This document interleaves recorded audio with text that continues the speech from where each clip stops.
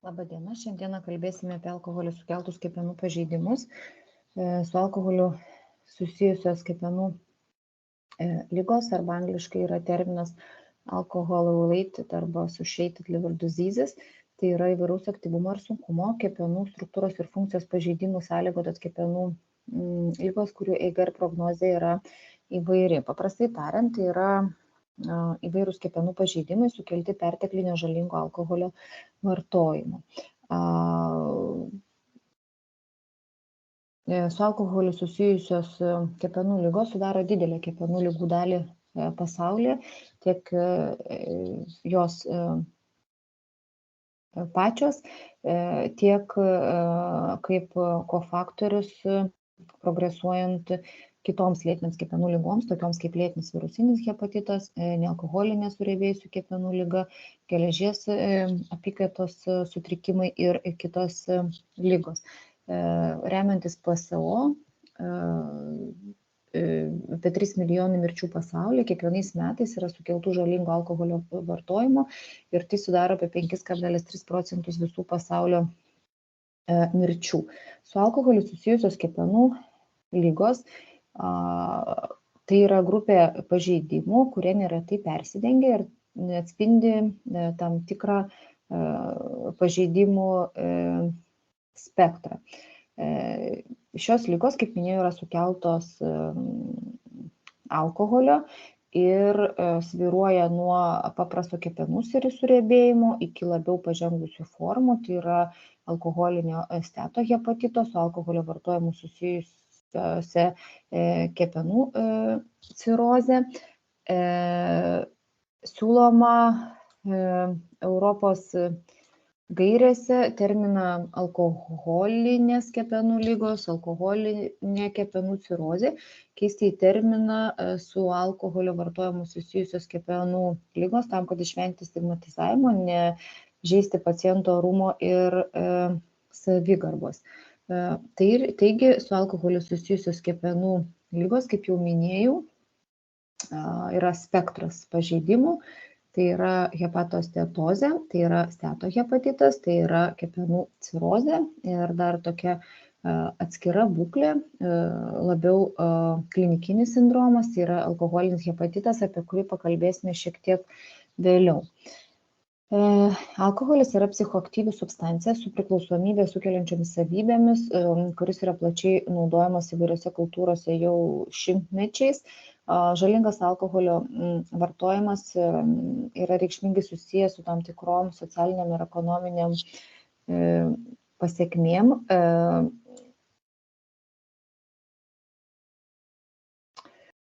Su alkoholiu susijęs sergamumas ir mirtingumas, liečiant atskirai tam tikras geografinės sritis skiriasi. Vidutinis alkoholio vartojimas pasaulyje yra 6,2 litrai gryno alkoholio asmeniui per metus, Europoje yra didesnis, apie 11 litrų asmeniui per metus. Anksčiau Lietuva buvo priskiriama prie aukščiausios rizikos grupės Europoje pagal alkoholio suvartojimą ir jo žalą. Šiuo metu PSO duomenimis Lietuva nebėra pirma pagal alkoholio suvartojimą pasaulyje ir patenka į daugiausiai alkoholio suvartojimą sumažinusių šalių penketuką. Čia matote Lietuvos statistikos departamento duomenys, kuriuose parodyta, kad absoliutaus alkoholio kiekio suvartojimas Lietuvoje ir jisai buvo kažkada didesnis, paskui buvo stebimas mažėjimas, kuomet buvo suvartojama apie 11 litrų, paskutiniu metu irgi buvo stebimas skaičių šių padidėjimas. Taip, šitoje skaidrolėje matote alkoholio vartojimo paplitimą tarp 15-64 metų gyventojų 2021 metais ir vartojo alkoholį bent kartą per paskutinės 300 dienų 62% gyventojų, vyrų tarpe šiek tiek dažniau, vartojo alkoholį kartą per savaitę ar dažniau apie 24% gyventojų ir 7,1% gyventojų bent kartą per savaitę vienu metu suvartodavo 6 ir daugiau standartinių alkoholio vienetų. Dažniausiai pasitaikusios tiesiogiai alkoholio vartojimo sukeltos ligos buvo alkoholinė kepenų liga apie 46 procentus, toliau sektų atsitiktinis apsinuodijimas alkoholiu 27 procentai ir alkoholinė kardiomiopatija 12 procentų. Vyrų ligotumas tiesiogiai su alkoholio vartojimu susijusiomis lygomis yra didžiausias ir daugiau negu 3 kartus viršija moterų ligotumą. Ligotumas tiesiogiai su alkoholio vartojimu susijusiomis kepenų lygomis pagal amžiaus grupę kaime yra didesnis negu mieste. COVID-19 pandemija buvo susijusi su ženkliu hospitalizacijų dėl su alkoholiu susijusių kepenų ligų padidėjimu. Tai galimai yra susijęs su pertraukta pagalba, paslaugų prieinamumu ir ekonominiu ir psichologiniu stresu susijusiu su pandemija. Žinote, kad alkoholio vartojimas yra priežastinis daugiau negu 200 ligų, sužalojimų ar kitų būklių faktorius, tokių kaip psichikos, elgesio lygos, priklausomybė alkoholiui, kardiovaskulinės lygos, apsinuodijimai, įvairūs susižalojimai ir ar sužalojimai, virškinamojo trakto patologija dažniausiai kepenų cirozė, onkologiniai susirgymai ir vaisiaus alkoholinis sindromas, kuomet alkoholis yra vartojamas nėštumo metu. Nėra labai lengva klinikinėje praktikoje kiekybiškai įvertinti alkoholio suvartojimą. Alkoholio suvartojimas gramais per dieną arba per savaitę būtų tikslu, bet yra sunku suskaičiuoti, nes pacientai neprisimena arba negali tiksliai pasakyti, kiek ir ko suvartojo. Todėl yra naudojamas toksai terminas kaip standartinis vienetas arba drinkas, tačiau ir čia yra neatitikimų, todėl kad kai kur skiriasi tas vieno standartinio alkoholio vieneto apibrėžimas. Mes naudojame PSO standartinio alkoholio vieneto apibrėžimą ir tai yra 10 gramų gryno alkoholio. Ženklus alkoholio vartojimas, kuomet vyrai per savaitę suvartoja daugiau negu 21 drinką, moteris daugiau negu 14. Taip pat dar yra keletas kitokių alkoholio vartojimo terminų. Vienas iš jų yra sunkus epizodinis vartojimas, kai daugiau negu 60 gramų gryno alkoholio suvartojama vieno vartojimo metu, ir kitas toksai terminas, toksai binge arba lietuviškai besaikis vartojimas, kuomet per 2 valandas yra pasiekiama tam tikra alkoholio koncentracija, kuomet moteris išgeria 4 ir daugiau drinkų, vyrai 5 ir daugiau drinkus.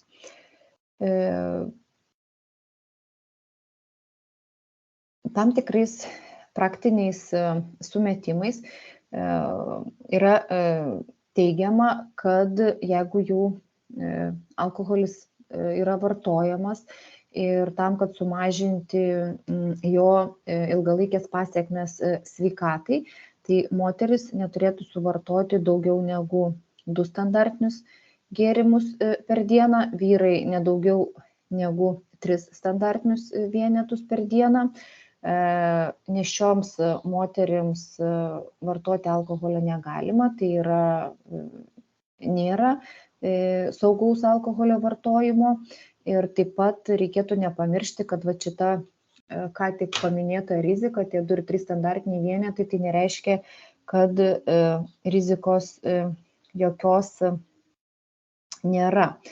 Išskyrus tai, kad pakanka įrodymų, kad alkoholio vartojimo nutraukimas bet kuriuo metu sumažina ligos progresavimo riziką ir kepenų cirozės komplikacijų, išsivystymą. Kalbant dar kartą apie tuos minėtus 2 ir 3 standartinius alkoholio vienetus per dieną, galvojama, kad šitas kiekis nėra susijęs su reikšmingu rizikos padidėjimu numirti nuo kepenų cirozės.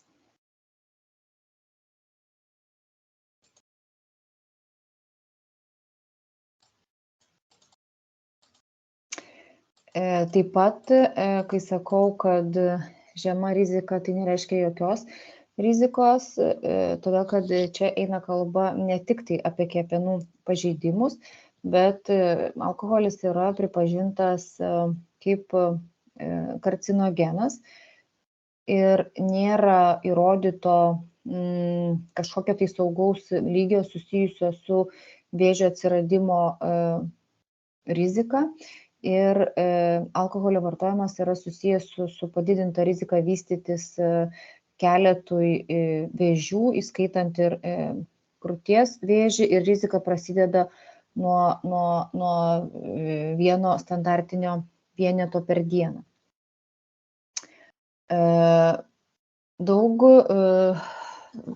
Nedaug, bet dalis asmenų, kurių alkoholio vartojimas viršyje prieš tai minėtus slenksčius, iš tikrųjų jiems neišsivysto joks kepenų pažeidimas. Todėl yra toksai terminas rizikingas arba žalingas alkoholio vartojimas, tai yra toks, kuris didina riziką sveikatai, ir tai yra susiję su keletu rizikos veiksnių. Tai pirminis rizikos veiksnys tai yra tas, aišku, žalingas rizikingas alkoholio vartojimas. Rizikingo vartojimo slenkstis priklauso nuo amžiaus, nuo lyties. Moteris yra jautresnės alkoholio poveikiu ir gali išsivystyti alkoholinė kepenų liga per trumpesnį laiko tarpą, ir nuo mažesnių alkoholio dozių. Taip pat priklauso nuo vartojimo ypatumų. Alkoholio kiekis, koks alkoholis vartojamas, vartojimo trukmė, vartojimo būdas, tie minėti mano vartojimo būdai, binge vartojimas, vartojimas be maisto ir panašiai. Toliau svarbu yra kūno masės indeksas, metaboliniai ir gyvenimo būdo faktoriai. Rizika didesnė, kuomet yra didesnis kūno masės indeksas ir serga cukriniu diabetu. Rūkymas, kartu esančios lėtinės kepenų ligos didina pažeidimo riziką. Taip pat yra svarbus genetiniai veiksniai. Genetiniai veiksniai predisponuoja tiek alkoholizmą, tiek alkoholinę kepenų ligą, hemochromatozė, mitybos nepakankamumas, vitaminų trūkumas. Alkoholio sukeltas kepenų pažeidimas vystosi per keletą stadijų. Prasideda nuo kepenų suriebėjimo, hepatostetozėms. Dalį pacientui laipsniškai progresuoja iki alkoholinio steato hepatito. Toliau gali progresuoti uždegimas, vystytis kepenų fibrozė, kepenų cirozė, ir tokiu atveju didėja pirminio kepenų vėžio, hepatoceliulinės karcinomos rizika.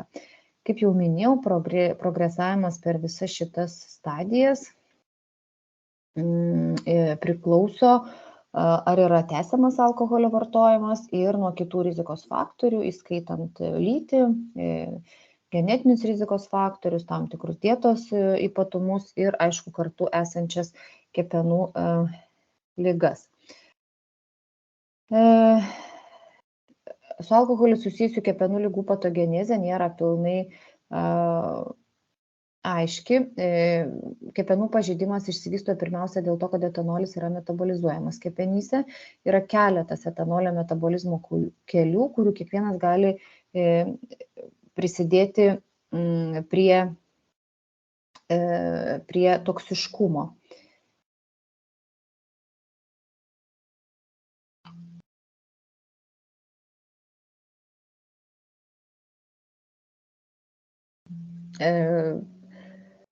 Tam tikrą dalį alkoholio metabolizuoja skrandžio alkoholdehidrogenazė. Moterims etanolio metabolizmas skrandyje yra mažesnis negu vyrams, todėl moterims didesnis etanolio kiekis pasiekia kepenis per veną portę sistemą, ir tai potencialiai paaiškina, kodėl moterims kepenų pažeidimo rizika vartojant alkoholį yra didesnė. H. pylori sukeltas gastritas gali sumažinti skrandžio alkoholdehidrogenazės aktyvumą. Taigi, alkoholinių kepenų pažeidimo patogenezė tai iš tikrųjų yra sąveika tarp etanolio metabolizmo, tarp uždegiminio imuninio atsako, ir įtakos turi žarnyno padidintas pralaidumas ir mikrobiota. Pirma stadija, kaip minėjau, tai yra alkoholinis kepenų suriebėjimas arba vezikulinė stetozė išsivysto todėl, kad padidėja lipogenezė, tai yra riebalų rūgščių sintezė, sumažėja riebalų rūgščių oksidacija, to pasiekoja daugiau laisvų riebalų rūgščių patenka į kepenis ir kepenyse riebalų rūgštys jungdamosi su gliceroliu suformuoja trigliceridus. Ir šitie trigliceridai kaupiasi ir sukelia makrovezikulinę stetozę. Visa tai yra susijęs su tuo, kad alkoholio etanolio metabolizmo metu pasikeičia NAD ir NADH santykis.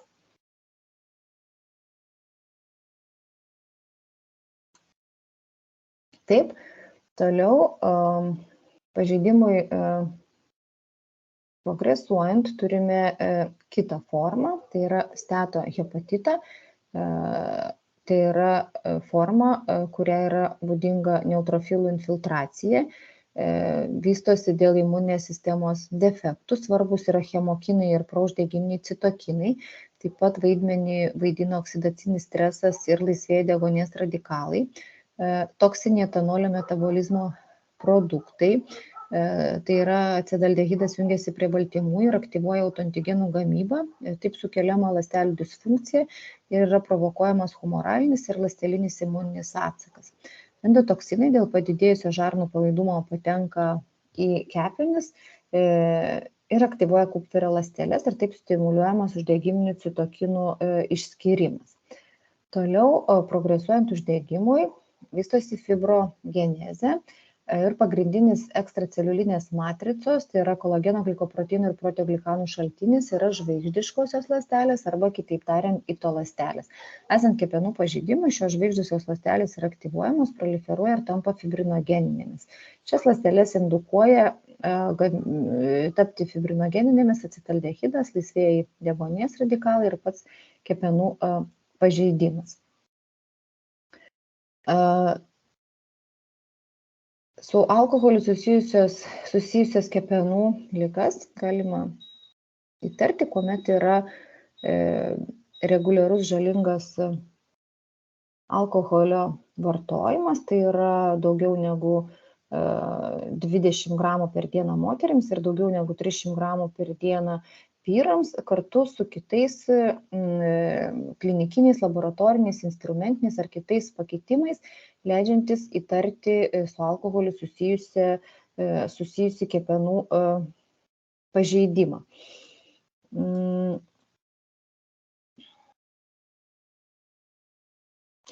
Todėl iš tikrųjų būtų galima tikrinti rizikos grupės, todėl kad didelė dalis pacientų, kuriems histologiškai jau būtų nustatomi alkoholinės kepenų ligos požymiai, neturi jokių nusiskundimų, klinikinių požymių ar net laboratorinių pakitimų.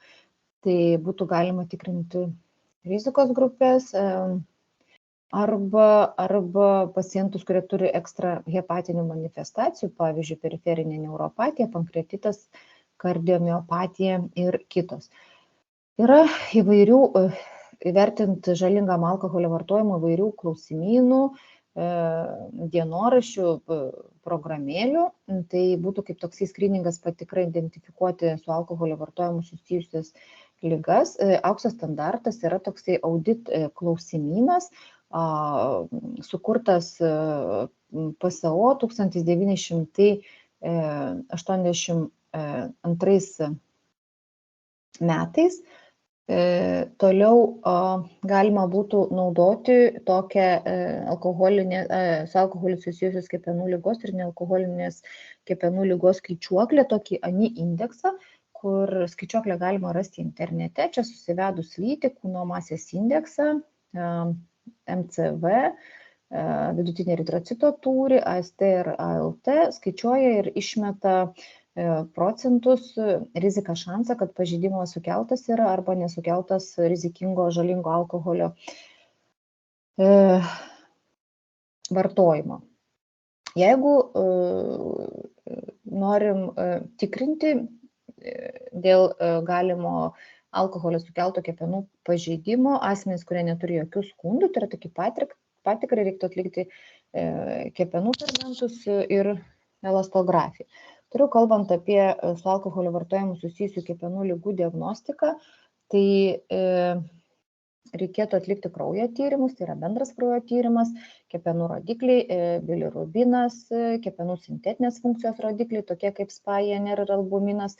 Tada reikėtų atlikti elastografiją, tai yra neinvazinis kepenų fibrozės vertinimas arba skaičiuoti tam tikrus serumo fibrozės žymenis. Vidaus organų ultragarsinis tyrimas leistų įvertinti stetozės požymius ir taip pat leistų įvertinti, ar yra kepenų cirozės požymių, tokių kaip netolygus kepenų kontūras, splenomegalija, ascitas arba portosisteminiai šuntai. Jeigu jau yra diagnozuojama kepenų cirozė, reikėtų atlikti gastroskopiją tam, kad įsivertinti dėl stemplės venų varikozės. Gastroskopijos galime neatlikti, jeigu remiantis tam tikrų tokiu Baveno sutarimu, rizika turėti varikozės yra maža. Tai yra būtų tokie pacientai, kuriems trombocitų skaičius yra daugiau 150 10,9 litre ir fibroskeno vertės mažiau negu 20. Kepenų biopsija bendrai nėra rekomenduojama visiems pacientams, kuriems įtariamas alkoholio sukeltos kepenų pažeidimas ir visuomet, galvojant apie kepenų biopsiją, reikėtų pasverti riziką ir naudą. Ir aišku, reiktų atlikti, net jeigu ir tam tikri laboratoriniai tyrimai, kurios vėliau pakalbėsim, rodo, kaip galimai tipišką pažeidimą sukeltą alkoholio, vis tiek diferencinės diagnostikos tikslų, bent jau pradžiai hepatito B, hepatito C žymenis reikėtų atlikti, o esant kažkokių tai neaiškumo ar kitų įtarimų, tai tirti dėl kitų galimų lėtinių kepenų ligų. Tai reikėtų tirti feritiną, transferino įsotinimą, ceruloplazmino koncentraciją ir autoimuninius žymenius, ANA ir IgG. Netiesioginiai alkoholio vartojimo markeriai tai būtų laboratoriniai tyrimai, kurie mums iš tikrųjų leidžia įtarti su alkoholiu susijusias kepenų ligas. Šituos dalykus jūs turite žinoti. Tai yra, mes žiūrime, koks yra serumo AST ir LT santykis. Tai alkoholio sukeltiem kepenų pažeidimams yra būdingas AST-LT santykis 2 ir daugiau. Padidėja gali būti abi transaminazės, bet, kaip jau sakiau, AST daugiau už LT ir tokių tipiškų standartinių atvejų daugiau negu 2. Taip pat alkoholio sukeltiem pažeidimam yra būdinga padidėjusi serumo gamma GGT aktyvumas. Nepamiršti, kad ir dėl kitų priežasčių jinai gali būti padidėjusi. Taip pat yra būdingas aukštas MCV. Tai yra dėl vitaminų B grupės vitaminų ir folio rūgšties trūkumo. Tiesioginiai alkoholio vartojimo markeriai tai būtų etilo glikuronido, etilo sulfato arba fosfadiletanolio matavimai. Abstinencija galėtų būti tiksliai monitoruojama matuojant etilo glikuronidą šlapime arba plaukuose. Rutiniškai klinikiniai praktikoje šito mes iš tikrųjų nedarome. Dabar kalbant apie simptomus ir požymius, iš kurių mes galėtumėm atskirti, kurie yra susiję su alkoholinė kepenų liga. Iš simptomų tai galėtų būti nuovargis, pilvo skausmas, miego inversija. Čia kalbu apie hepatinę encefalopatiją, kuomet dienos metu asmuo yra mieguistas, blogai miega nakties metu. Toliau yra periferinė neuropatija. Gali būti svorio priaugimas dėl ascito, kuomet yra kepenų cirozė. Gali būti svorio netekimas dėl sarkopenijos. Gali būti libido sumažėjimas, moterims atsiranda amenorėja dėl hormoninių pokyčių, edemos ir gelta. O objektyviai tyriant pacientą galėtume matyti odoje telengiaktazijas, palmarinę eritemą, echimozės, sklerose ir odoje galėtumėm stebėti geltą. Taip pat įsivertinti dėl sarkopenijos. Įprastai pacientai, kurie prieš tai turėjo padidintą kraujo spaudimą, jiems susirgus kepenų cirozę ir atsiradus hiperdinaminės kraujotakos sindromui, kuris yra būdingas sportiniai hipertenzijai, tai jiems paprastai atsiranda polinkis į žemą arterinį kraujo spaudimą. Toliau, tiriant pilvą, galėtume matyti ascitą, hepatomegalės, splenomegalės, stebėti išplėstas pilvo sienos kolateralės. Kaip jau minėjau, moterims atsiranda amenorėja, gali atsirasti ginekomastija, tiek dėl ligos, tiek susijusi su spironolaktono, kuris yra skiriamas gydyti ascitą vartojimu, hepatinė encefalopatija ir Dupuytren'o kontraktūra. Čia matot keletą nuotraukų, kur viršuje matot geltą, tai yra odos ir minkštųjų audinių gelsvas atspalvis dėl padidėjusios bilirubino koncentracijos serume. Paprastai pasimato, kai koncentracija viršija 85. Toliau va šitos teleangiektazijos arba spider, tai yra kraujagyslinis pažeidimas, tokia kaip centrinė areolė apsupta, mažesnių kraujagyslių. Dažniausiai būna viršutinė kūno dalis, veidas ir rankos. Patogenezė nėra visai aiški. Manoma, kad tai yra susijęs su lytinių hormonų metabolizmo pakitimais. Tai aišku, nepamiršti, kad tai nėra visiškai specifiška kepenų cirozė. Gali būti esant nėštumui, ženkliam mitybos nepakankamumo ir taip pat gali būti sveikiem žmonėm. Tokia atveju jie turės jų keletą. Yra studijų, kurios nurodo, kad teleangiektazijų dydis ir kiekis susijęs su kepenų ligos sunkumu ir su rizika būti varikoziniam venom ir varikoziniam kraujavimu. Aišku, tasai nėra įrodyta. Kiti požymiai, tai minėta ginekomastija ir pačioje pažandinių liaukų hipertrofija susijusi su lėtiniu alkoholio vartojimu. Toliau čia apačioje matot palmarinę eritemą, dažniausiai tenar ir hipotenar sritis. Centras delno, matot, va šičia yra šviesesnis, manoma, kad tai susijęs su lytinių hormonų metabolizmo sutrikimais, nėra specifiška kepenų ligai, gali būti nėštumo metu, sergant reumatoidiniu artritu, hipertiroidizmu arba hematologiniam ligom. Čia toliau viršuje matot Dupuytren'o kontraktūrą, storėja ir trumpėja palmarinės fascijos, taip susiformuoja fleksinės pirštų deformacijos, nėra aišku kodėl. Galimai tai yra hipoksantinų oksidacinis metabolizmas, fibroblastų proliferacija ir kolageno depozicija, nors ir dažnai matom sergantiem kepenų cirozę, bet gali būti Dupuytren'o kontraktūra ir esant cukraligei, rūkymai arba vibraciniai lygai. Čia matot pilvo apimties padidėjimą dėl laisvo skysčio pilvo ertmė, tai yra dėl ascito, o čia yra poodinių kolateralinių venų tinklas kaput medūzė.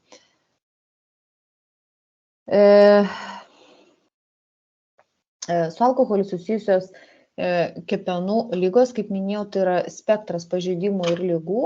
Ir čia galima būtų išskirti tokias histologinės diagnozės, tai yra steatozė, alkoholinis steatohepatitas, kepenų fibrozė ir cirozė ir jeigu jau nustatoma hepatoceliulinė karcinoma. O kalbant apie klinikinius sindromus, tai toksai terminas alkoholinis hepatitas, kuris gali būti ūminis arba pasireikšti bet kurios stadijos metu. Pavyzdžiui, esant jau kepenų cirozė, tai yra toksai terminas acute on chronic. Taip, dabar iš eilės perbėgsim per kiekvieną iš jų, tai yra hepatosteatozė susijusi su alkoholio vartojimu.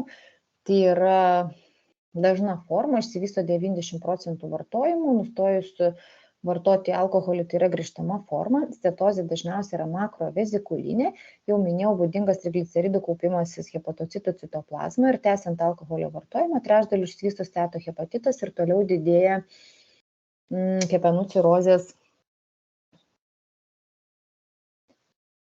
rizika. Skundų pacientai, kuomet yra tik hepatosteatozė, dažniausiai neturi arba jie yra nespecifiniai, objektyviai tyriant galime tik tai palpuoti padidėjusias kepenis ir tokiu atveju mes nematom kol kas nei geltos, nei tų prieš tai minėtų pažengusios kepenų ligos požymių. Laboratoriniai tyrimai gali būti visiškai be pakitimų. GGT padidėjimas galėtų būti neseno alkoholio vartojimo indikatoriai. Atlikus vaizdinius tyrimus kepenų ultragarsinį tyrimą, tai mes matom hepatostetozės požymius. Retai diagnozuoti hepatostetozę atliekame kepenų biopsiją. Gydymas yra vartoti alkoholio ir atkreipti dėmesį, kad ar kartu nėra kitų kepenų pažeidimo priežasčių, tokių kaip nealkoholinė suriebėjusi kepenų liga, ir tuomet reikėtų atkreipti gydymą ir į šios ligos gydymą, tai yra kontroliuoti svorį, didinti fizinį aktyvumą.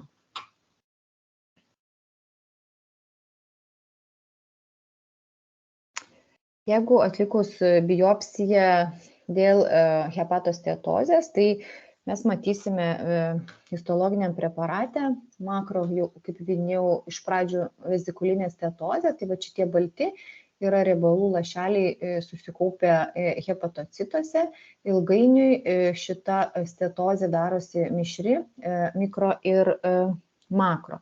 Kuomet mes turime suriebėjusias kepenis, reikėtų pagalvoti ir apie diferencinę diagnostiką. Tai šiandien, ką mes kalbam, tai viena iš priežasčių būtų alkoholio sukeltas kepenų suriebėjimas ir reikėtų pagalvoti apie kitas priežastis. Tai sekanti priežasčių grupė būtų nealkoholinė suriebėjusi kepenų liga, virusiniam hepatitui C, ypač trečiam genotipui taip pat yra būdingas kepenų suregėjimas, Vilsono liga, kepenys riebėt gali esant badavimui, parenteriniai mytybai, tam tikrai vaistai gali sukelti ir jau tokios ūmios būklės, kurias, aišku, jau atskirsim, tai yra ūminis kepenų suriebėjimas nėštumo metu ir HELLP sindromas nėštumo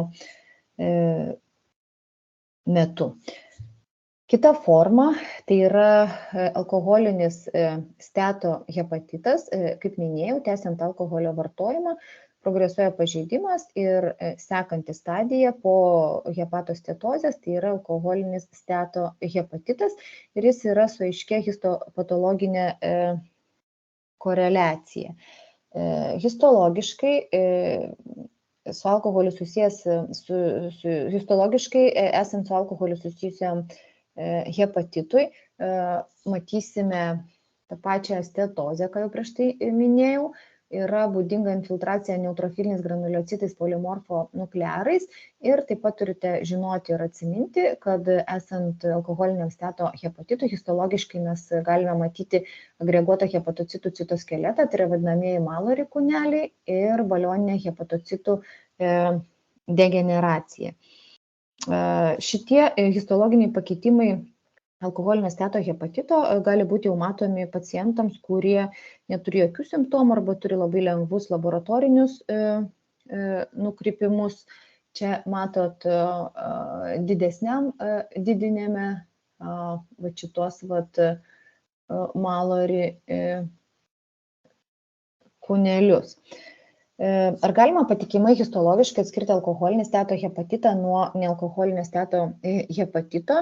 Taip jau labai tiksliai patikimai atskirti vien tik tai histologijos, nežinant visų kitų kartu klinikinių dalykų, tai yra labai sudėtinga, nes morfologiniai pakitimai neretai persidengia. Hepatocelinis pažeidimas ir fibrozė neretai yra sunkesni esant alkoholio sukeltam steatohepatitui ir kai kurie EŠO pakitimai nebūdingi ir labai retai pasitaiko esant nealkoholiniam steatohepatitui. Toliau minėjau, kad yra toksai terminas, toksai alkoholio sukeltas pažeidimas kaip alkoholinis hepatitas. Iš principo, bendrai kalbant, tai ir besimptominis su alkoholiu susijęs steatohepatitas taip pat galėtų būti vadinamas alkoholiniu hepatitu ir čia didelės klaidos nebūtų, tačiau taip jau yra, kad šis terminas yra paliktas apibūdinti ūmę simptominio hepatito pradžią ir neseną geltos pradžią. Jeigu aš minėjau, kad terminas alkoholinis steatohepatitas yra su aiškia histopatologinė koreliacija, tai terminas alkoholinis hepatitas yra klinikinis sindromas, kuriam būdingas platus klinikinio pasireiškimo spektras iki sunkaus kepenų funkcijos nepakankamumo.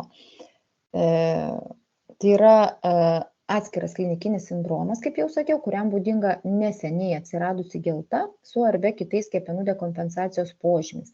Tai yra alkoholio sukeltas įvairaus laipsnio sunkus nekrozinis uždegiminis kepenų pažeidimas, kuriam būdinga, kad susergama po intensyvaus besitęsiančio alkoholio vartojimo. Neretai yra sunki eiga ir dažnai prognozė yra bloga. Tai yra ūmi simptominio hepatito pradžia arba, kaip sakiau, nesena gelta. Pagrindinis alkoholinio hepatito požymis yra progresuojanti gelta. Taip pat tokie pacientai jau yra paprastai stacionarizuojami. Gali būti pilvo skausmas dešinėje viršutinėje dalyje ir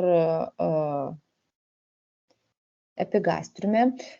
Pilvo apimties padidėjimas gali būti dėl ascito. Ascitas šiuo atveju atsiranda nebūtinai dėl kepenų cirozės, jeigu jos nėra. Vėliau paaiškinsiu dėl ko. Būdingas yra karščiavimas, net ir nesant jokios infekcijos. Aišku, esant alkoholiniam hepatitui ir karščiuojant pacientui būtina atlikti tyrimus ekskliuduojančius kitus galimus infekcijos šaltinius, tokius kaip spontaninis bakterinis peritonitas, pneumonija ar šlapimo takų infekcija.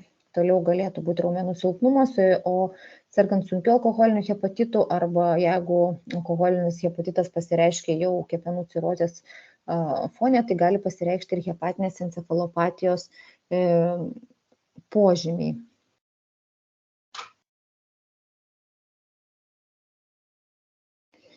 Ir alkoholinis hepatitas, kaip sakiau, pasireiškia po gausaus alkoholio vartojimo, bet nėra neįprasta, kad simptomai pasireiškia praėjus kelioms dienoms ar savaitėms jau nutraukus alkoholio vartojimą. Fiziškai tiriant pacientą sergantį alkoholiniu hepatitu galėtume matyti hepatomegaliją, jautrumą jautrų palpuojant kepenų kraštą, ascitą. Kaip sakiau, viena priežasčių grupė būtų, jeigu jau yra kepenų cirozė, arba jeigu dar nėra kepenų cirozės, ascitas gali atsirasti dėl laikinos vartovenos obstrukcijos dėl kepenų patinimo. Ir visi kiti jau lėtinės ligos požymiai, kurias jau buvom apsitarę, tai yra telengektazijos ir visos kitos, kas jau rodo pažengusią lygą, ar kepenų lygą, ar kepenų cirozę, toliau malnutricija, sarkopenija ir visi kiti požymiai ir simptomai, kuriuos jau apsitarėme. Tipiški laboratoriniai pakitimai būdingi alkoholiniam hepatitui, tai yra vidutiniškai padidintos AST ir ALT, tipiškai mažiau 300, retai daugiau 500, aukštesnė transaminazių koncentracija turėtų jau kelti įtarimų dėl kartu esančio kito kepenų pažeidimo, galimai virusinio, išeminio arba, pavyzdžiui, paracetamolio vartojimo. Toliau, kaip jau sakiau, alkoholio sukeltiem kepenų pažeidimam yra būdingas AST-LT santykis 2 ir daugiau. Didėja bilirubino koncentracija siekia apie 300-500 mikromolių litre, padidėjusi gamma GGT. Taip pat, esant alkoholiniam hepatitui, yra būdinga neutrofilinė leukocitozė, netgi gali siekti 20 000 10-9 litre ir tokiu atveju iš tikrųjų irgi reikia atskirti ir pagalvoti, ar tai yra tiesiog dėl sunkaus alkoholinio hepatito, ar yra kažkokia prisidėjusi kartu ir infekcija. Toliau gali būti pailgėjęs INR-as arba dėl to, kad yra kepenų cirozė kartu, arba sutrikus krešėjimo faktorių sintezė esant sunkiam kepenų uždegimui. Toliau žema albumino koncentracija, jeigu alkoholinis hepatitas vystosi lėtinės kepenų ligos fone. Toliau padintas MCV, irgi jau rodo ilgai besitęsiančią ligą susijusią su prasta mityba, tai aš jau sakiau, B grupės vitaminų ir folinės rūgšties stoka. Trombocitopenija, tai dėl splenomegalijos hipersplenizmo esant kepenų cirozijai, arba trombocitopenija dėl kaulų čiulpų hipoplazijos, dėl toksinio alkoholio poveikio dar nesant kepenų cirozės ir spleno megalijos. Sunkaus alkoholinio hepatito atveju galim turėti ir inkstų funkcijos nepakankamumą, tai yra vadinama hepatorenalinį sindromą. Tai yra toks sindromas, kuomet vystosi inkstų funkcijos nepakankamumus ir nėra tam jokių kitų paaiškinančių priežasčių, o tik tai kepenų pažeidimas. Instrumentiniai tyrimai, tai čia šituo atveju tik tai leistų mums įsivertinti, ar yra hepatostetozė, ascitas, kepenų cirozės požymiai. Atlikus elastografiją sergant vidutiniu sunkiu alkoholiniu hepatitu, vertės gali būti neteisingos, nes vertės galėtų būti didelės, kas galimai rodytų kepenų cirozę arba jau pažengusią fibrozę, tačiau tai neatspindėtų realios situacijos, kadangi esant kepenų uždegimui, aukštoms transaminazės, elastografijos vertės gali būti klaidingai per didelės. Dėl biopsijos sprendžiame individualiais atvejais, kuomet kartais reikia patvirtinti diagnozę, atmesti kitas priežastis, prognostiškai įsivertinti, tačiau, kaip ir sakiau, pasverti naudą, riziką ir svarstyti transjugulinę biopsiją. Taigi, alkoholinis hepatitas yra diagnozuojamas, kuomet yra sunkus žalingas alkoholio vartojimas, yra ta, kaip sakiau, ūmi pradžia, nesena geltos pradžia ir tie minėti tipiški laboratoriniai pakeitimai. Reikėtų pagalvoti ir ekskliuduoti kitas ūminio lėtinio hepatito priežastis. Prieš tai jau sakiau, kad aukštesnės transaminazės jau turėtų kelti tam tikrų įtarimų. Čia yra išvardintos lygos, nuo kurių reikėtų diferencijuoti. Ir alkoholinio hepatito diagnostika yra sudėtingesnė, kuomet jisai vystosi jau esančios lėtinės kepenų lygos fone.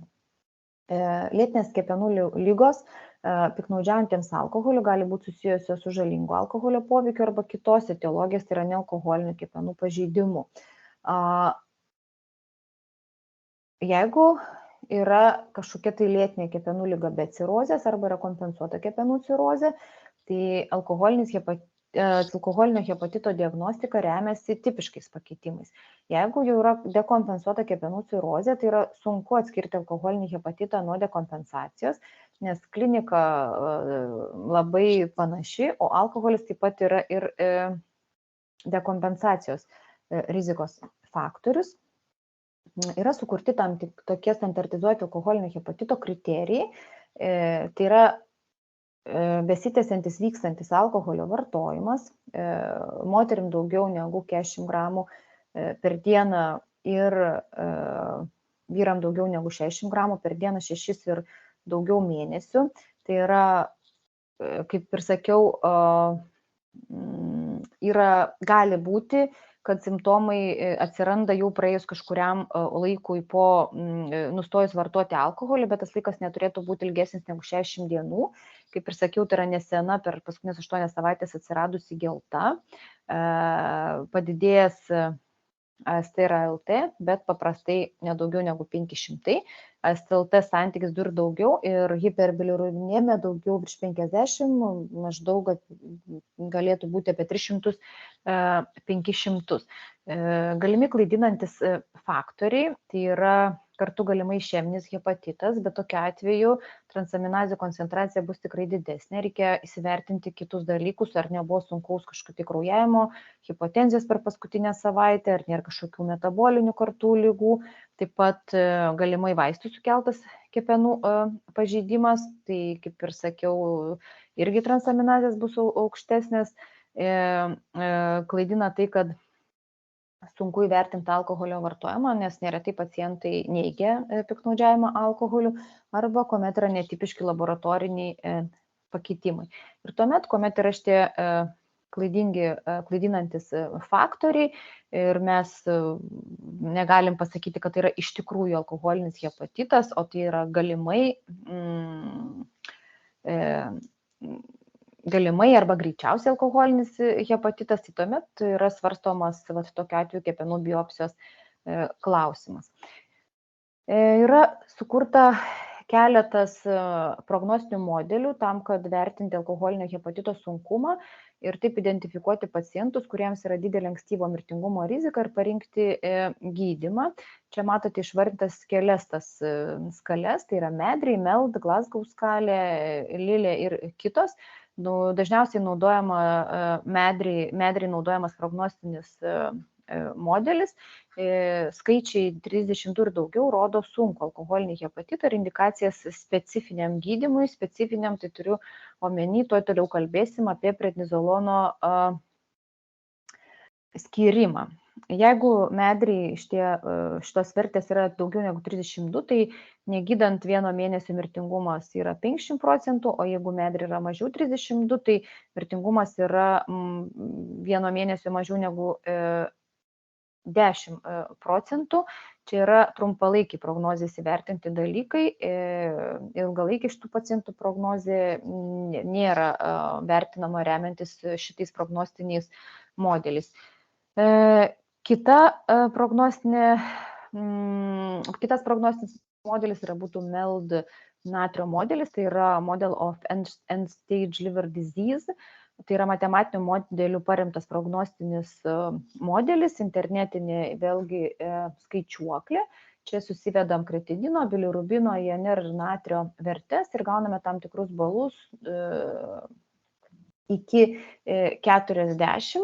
Sergant alkoholiniu hepatitu, jeigu meldui yra 20 ir daugiau, tai yra didelė 90 dienų mirtingumo rizika.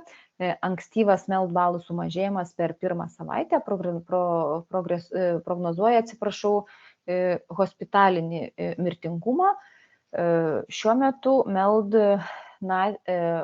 arba MELD natrio skaičiuoklė ir šitie balai, galbūt esat girdėję, juos mes naudojam atrenkant pacientus kepenų transplantacijai. Taip, kalbant apie alkoholinio hepatito gydymą, tai aišku, alkoholinė abstinencija yra kertinis akmuo, gydant sergančius alkoholiniu hepatitu nepriklausomai nuo ligos sunkumo, tik tai reikia skirti du dalykus. Nustojus vartoti alkoholį, trumpalaikę prognozę apibrėžia ligos sunkumas, o alkoholinė abstinencija tai yra pagrindinis ilgalaikė prognozė remiantis veiksnys. Bendros priemonės tai būtų B grupės vitaminų skyrimas, hepatinės encefalopatijos gydymas, ascito gydymas, inkstų funkcijos nepakankamumo prevencija ir gydymas, ištyrimas, kaip jau ir sakiau, dėl infekcijų ir jų gydymas. Toliau yra svarbu adekvatus kalorijų ir baltymų skyrimas. Keletas studijų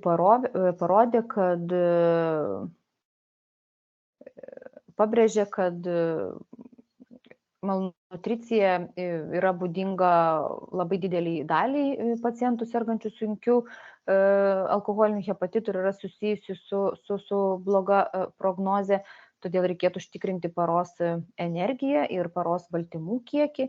Enterinė mityba taikoma pagal reikalą ir nėra aiškių rekomendacijų dėl parenterinės mitybos.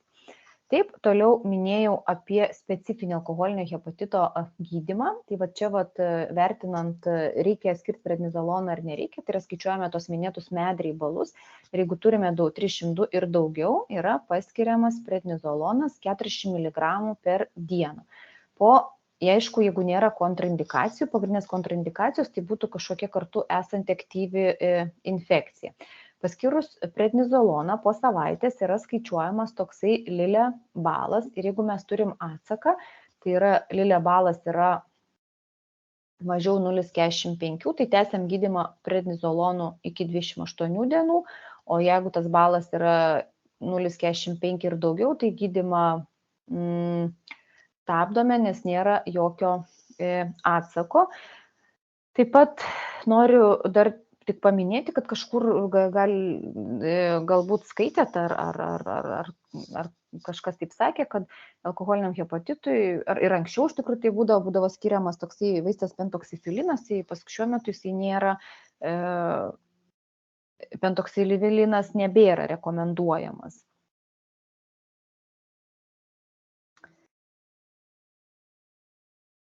Apie kepenų cirozę aš ilgai čia neapsistosiu, nes jūs turite atskiras temas kepenų cirozės. Kepenų cirozė vystosi tuomet, kuomet tęsiasi pažeidimas.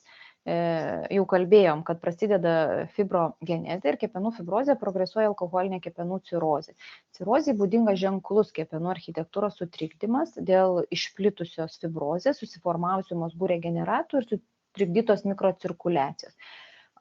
Cirozė neretai diagnozuojama jau išsivysčius komplikacijoms arba nustačius pakitimų tyrimuose arba fiziškai tyriant pacientą. Histologiškai matome, va čia šitie mėlyna spalva, tai yra jungiamasis audinys, ta vadinama fibrozė, o čia va yra mazgai regeneratai, pertvaros septos ir čia matot riebalų lašelius.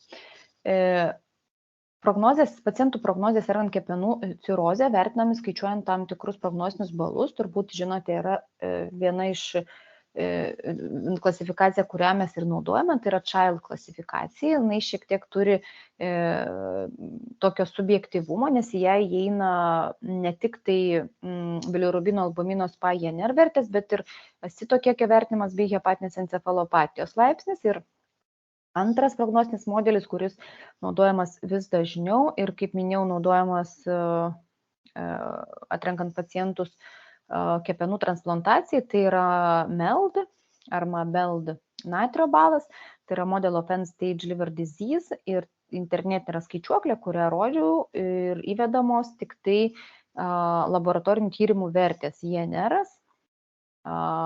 bilirubino koncentracija, kreatinino ir natrio koncentracija. Kepenų cirozė yra susijusi su portinės hipertenzijos sindromo išsivystymu, o portinės hipertenzijos sindromas sukelia kliniškai reikšmingas komplikacijas. Ir dažniausios tos komplikacijos tai yra stemplės skrandžio varikozės ir varikozinis kraujavimas iš jų, tai yra ascitas ir spontaninis bakterinis peritonitas, tai yra hepatorenalinis sindromas ir hepatinė encefalopatija. Čia daugiau aš vėlgi neapsistosiu, nes smulkiai aptarsite per kepenų cirozės atskiras paskaitas ir pratybas. Taigi, trumpai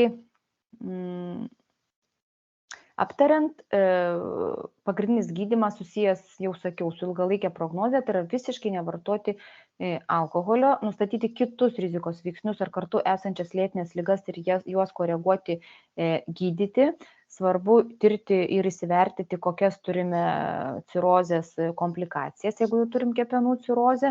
Labai svarbu mitybos vertinimas ir korekcija. Jau minėjau apie energijos ir baltymų užtikrinimą. Jeigu turime sunkų alkoholinį hepatitą, tai vertinti ligos sunkumą ir spręsti dėl indikacijų prednizolono skirimui. Jeigu jau išsivysto kepenų cirozė, tai reikėtų taikyti pirminę portinės hipertenzijos komplikacijų profilaktiką, tai yra gydyti taip, kad jos neatsirastų. Tuomet, jeigu jos atsiranda, jas gydyti ir taikyti antrinės profilaktikos priemonės. Turiu galvoje, kad jeigu išsivystė varikozinės venos ir iš jų kraujavimo, tai skirti gydymą, kad tas kraujavimas nepasikartotų. Kalbant apie alkoholinį kepenų pažeidimą ir kepenų transplantaciją, tai apskritai kepenų transplantacija yra efektyvus ir patvirtintas pažengusios kepenų ligos gydymo metodas, kuomet yra išsemtos visos kitos galimybės. Rezultatai šiuo metu yra geri. Alkoholinė kepenų cirozė yra indikacija. Kepenų cirozė yra viena iš 3 vyraujančių indikacijų kepenų transplantacijai. Šiuo metu jinai tikrai nėra pirmoji vietoj. Ir prieš sprendžiant dėl įtraukimo į sąrašą esant kepenų cirozijai, mes Lietuvoje, bent jau mūsų transplantacijos centre, laikomės tokios vadinamos 6 mėnesių taisyklės, tai yra 6 mėnesių alkoholinės abstinencijos taisyklė. Ta taisyklė nėra universali, yra centrų, kur jos netaiko arba netgi kepenys skubiai transplantuoja esant sunkiam ūminiam alkoholiniam hepatitui. Šitos taisyklės, 6 mėnesių abstinencijos taisyklės taikymas yra naudojamas dėl dviejų dalykų.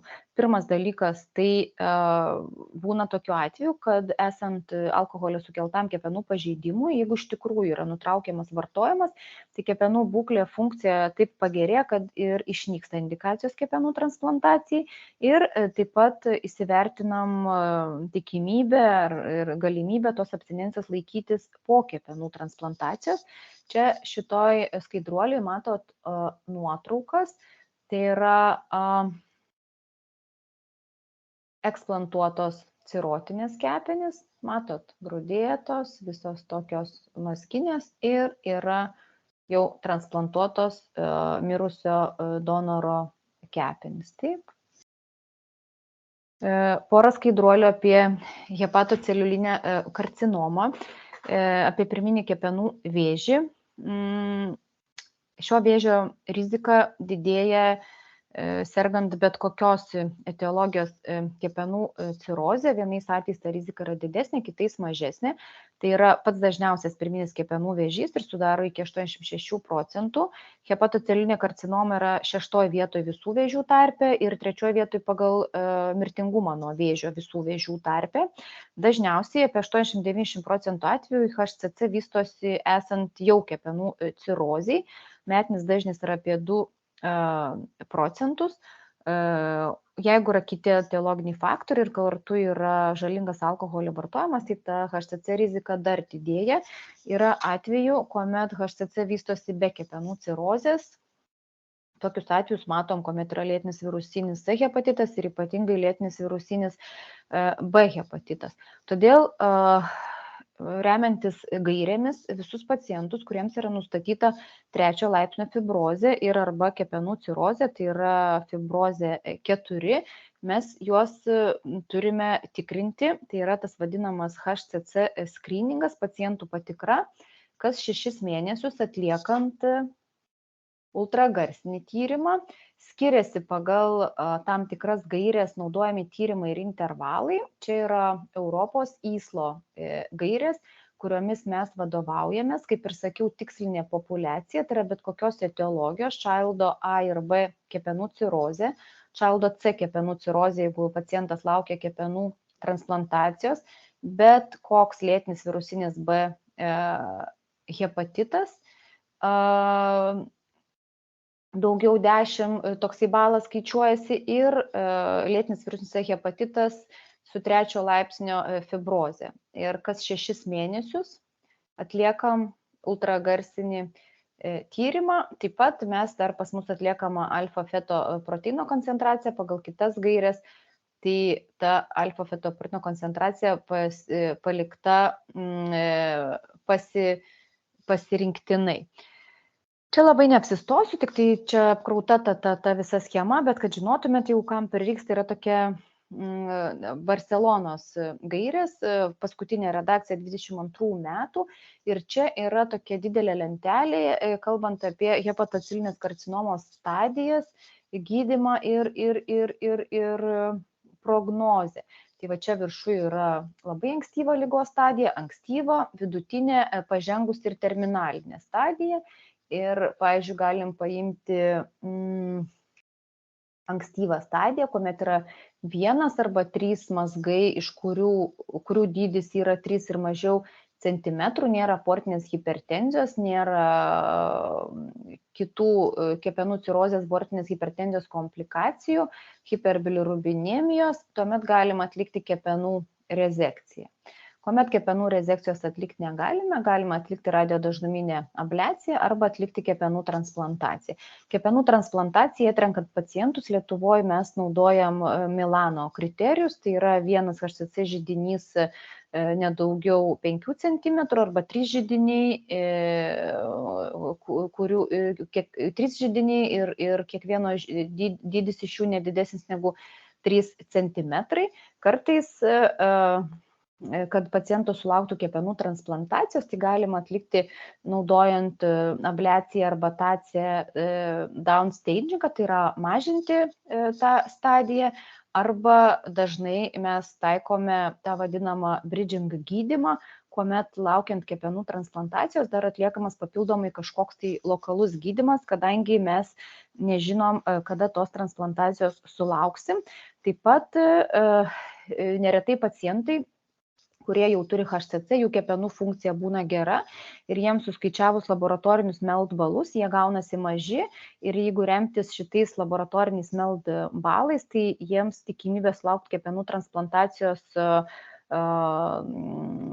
mažėja palyginus su tais, kurie turi didesnius MELD balus, todėl sergant hepatocelinę karcinomą yra duodami vadinamieji išimties MELD balai 22, kurie kas 3 mėnesius yra 10% padidinami.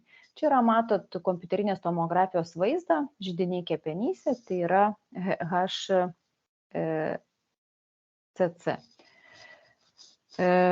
Atsiprašau, už tą skaidruolę bereikalingą ir čia yra hepatocelinis karcinomos mazgas eksplantuotose kepenyse. Dėkoju Jums už dėmesį.